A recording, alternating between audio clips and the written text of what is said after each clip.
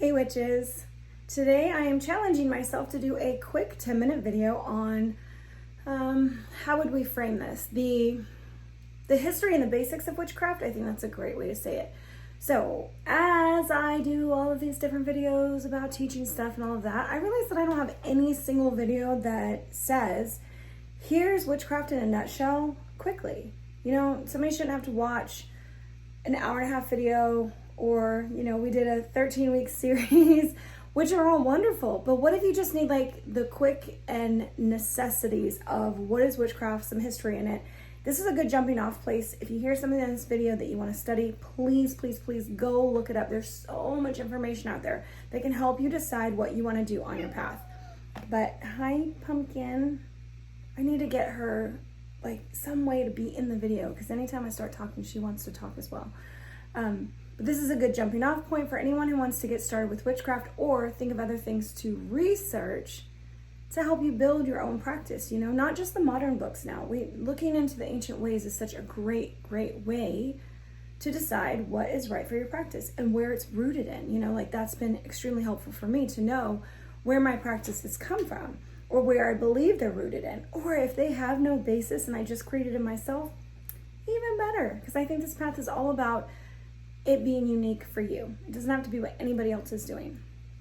All right, with that, we're gonna start by just like a really brief overview of witchcraft.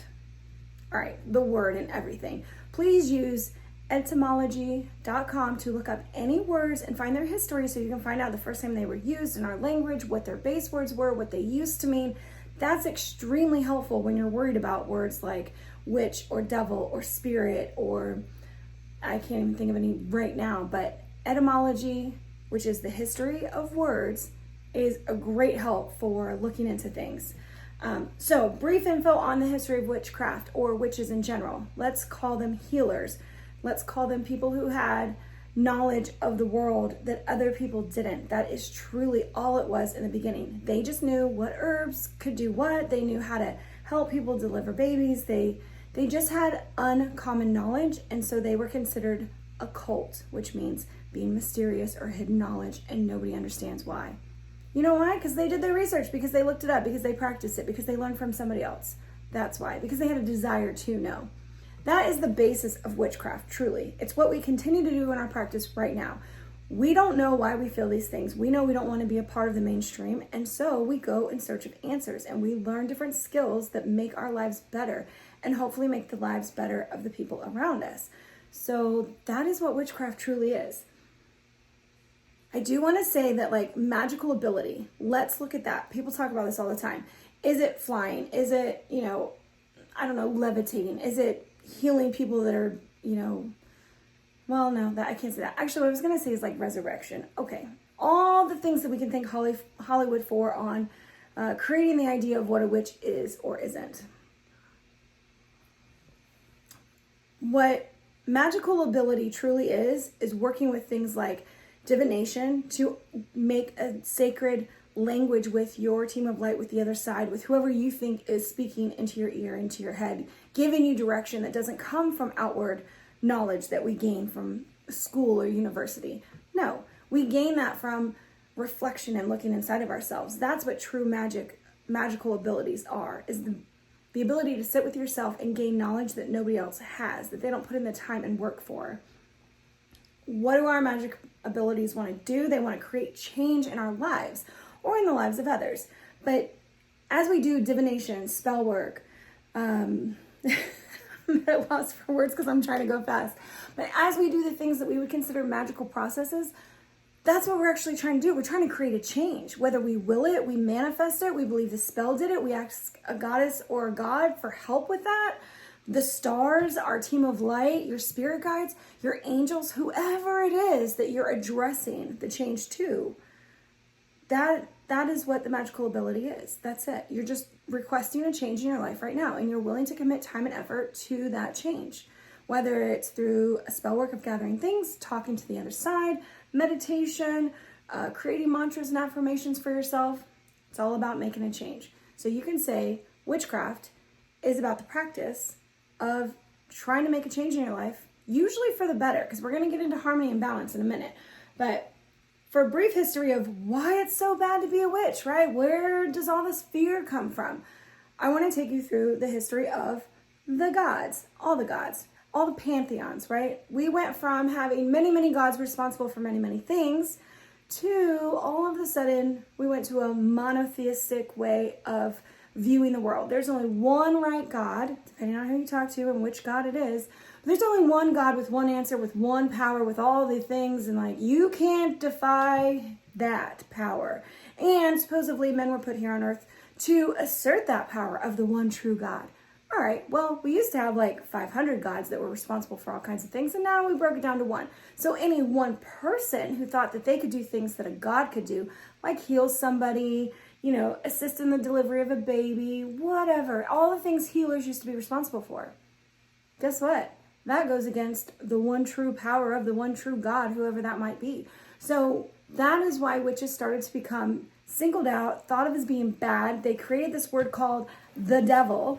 And if you look things up on etymology.com, I want you to know that devil, original word in Latin was devi, which just meant spirit. So it's not even a Wiccan or a Christian or a witch word. It's a Latin word that literally just meant spirit, and they turned it into something else.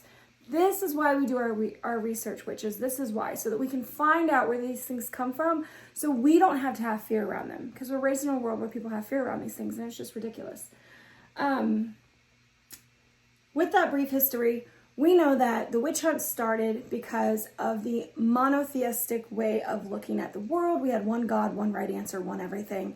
And the healers and the practitioners had to keep these things secret. And when they wanted to start getting rid of people, when there was not enough women in the world, who knows the true reasons why men started to come after women and witches and older ladies in the community and whatever. But they did. This happened because men were in power, and this is what happened. I'm not trying to bash on the men. It's just part of the nature of the world with these things.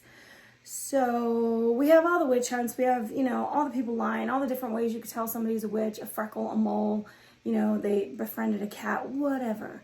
We had all this detriment to our powers, to our belief and our confidence in ourselves. We didn't have the resurgence of witchcraft until about 100 years later, and then people started to see and understand that herbs were powerful, and it wasn't necessarily that they were messing with God doing this. They were just trying to help the community out. So slowly but surely, we got into the esoteric stuff where people believed in spirits and communication and life after death. And by the late 1800s, spiritualism was born, and you already had tarot cards out there as a game of chance and fate, and everything just blew up from there. And now here we are, the resurgence of witches, witchcraft, independent spiritualism really started in the US in the 70s and has taken off ever since. Cheers to that, because I am so glad to be born during this time. But we're still fighting against all the past stuff, All right, let's talk about types of witches, which is not very important as newcomers. I do not want you to focus on what path do I lead. Truly what you should be looking at is, how do I want to practice? What is right for me? And to do that, looking at paths can be really helpful, but do not box yourself into a label. That's not helpful, because then you cut yourself off from practices that you may want to do, but you're like, oh, that's not what green witches do. Oh, if I'm a psychic witch, I can't do this other stuff. So please look at labels as a room to enter, gather knowledge from, and then walk back out. You do not have to label yourself. I think the other thing is really about, when you create a practice for yourself, you need to think about three things: your ethics, your morals, and your values. And that is what guides your magical intention. That is what your beliefs in yourself and the world around you are in your practice, using those three things. There are tons of lists online that name or label different values, ethics, and morals. Look at those and decide which ones are important to you, and that can actually help you lead a path and decide what you're going to work on as far as magic or where you need to do your healing at. I think the basic principles of witchcraft, let's move on to that, because I'm already at 9.5 minutes, and you guys know I love to talk, and I'm trying to do this in a fast way. All right, but I did have a minute intro. The basic principles of witchcraft, which is not that many. I only put 5 down. You know why? Because some of them are very specific to what other people believe, so you don't need to know these. Gotta take a drink, been talking a lot. All right, the first basic principle of witchcraft would be connection to nature. I do not think that any path does not consider the connection to nature, earth, being a spiritual light inside of a physical body, right? We're here having a human experience. So that connection to nature helps us own being physical while we're here. What do you call that? In line with that is like, usually people have this, witches, people who practice this, they usually have respect for all life in some form or shape, or, however that saying goes. It's always like they understand the importance of everything's role here, because later that equals what? Balance and harmony. So the second thing is our personal responsibility. So first we have that connection to nature, witchcraft principle. Number two, it's going to be that personal responsibility, choosing your path, choosing what you do, choosing how you affect people, choosing everything, all the choices that you have. Next is going to be that balance and balance and harmony, because what are we always trying to seek? We are always seeking alignment with our purpose, with our path, with our spell work, with what we're trying to get out of this life. We are seeking alignment, and that comes from harmony and balance. Okay, so that is witchcraft principle number 3 for me, in my idea. The fourth one is going to be manifesting your will. This is all the work we do. This is the spell work. This is the meditations. This is the actual manifestation practices that we have. We are trying to create a change in the world. Now, we can do that with real plants that make real change, right? Like healing potions. And we can do that with things that represent that healing as well, like lighting a candle for somebody when they're sick and sending that energy to them of healings and blessings and warmth and comfort. Next up, the last one that I have, it's elevating your growth. This path is truly all about growth. And usually it's about not boxing yourself in, not limiting what other people think, but truly focusing on yourself and what you believe. What I love about witchcraft so much usually is that all of us have a way that we believe and the way that we practice, and we don't judge each other for it. And I love that so much, because I think that when I did go to church when I was younger and I was looking for something to believe in, I noticed that everybody judges everybody for the way they do things, don't do things, what they do outside of church, what they're doing here and here and here. It wasn't about acceptance. It was literally about show up and be your best self. And if you're not, we're going to crucify you. We're just going to burn you to the ground. We're going to talk shit about you behind your back all the time. That is not a way to grow or elevate yourself, in my opinion. Again, the misconceptions, please look this one up. There's so many misconceptions about witches and witchcraft and what people think that we're truly doing. And it's like, that's all on you. You think that there's a devil. Most witches don't even believe in the devil. We're so much about balance and harmony. There has to be a natural dark with light, light with dark. We don't consider it evil. We consider it a necessary part of life. So I put in here really funny things like evil, devil, flying, levitating, controlling shit with your mind. I mean, this is all Hollywood influences, okay?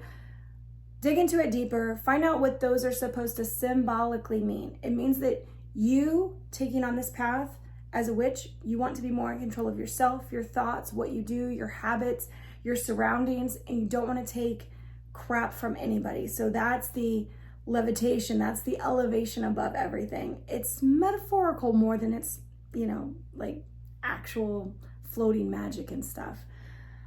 All right, that's truly that is my now 13.5-minute video. I tried to do 10, I really, really did. But I want to leave you with one last thing, because I think that truly the way that you grow, and the world is so big now, and we can be connected in so many different ways, is to expose yourself.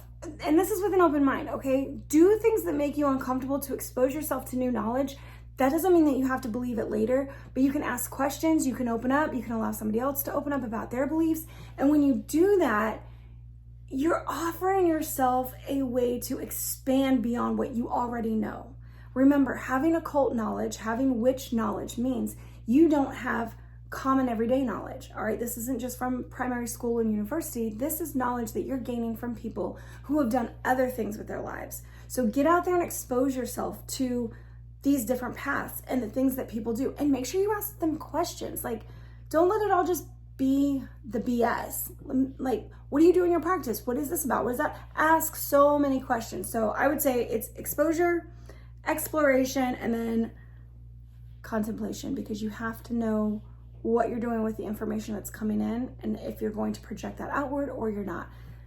That is my wrap up, and I did not do it in under 10 minutes. I will try to get better at that, but I went through a lot of topics really fast.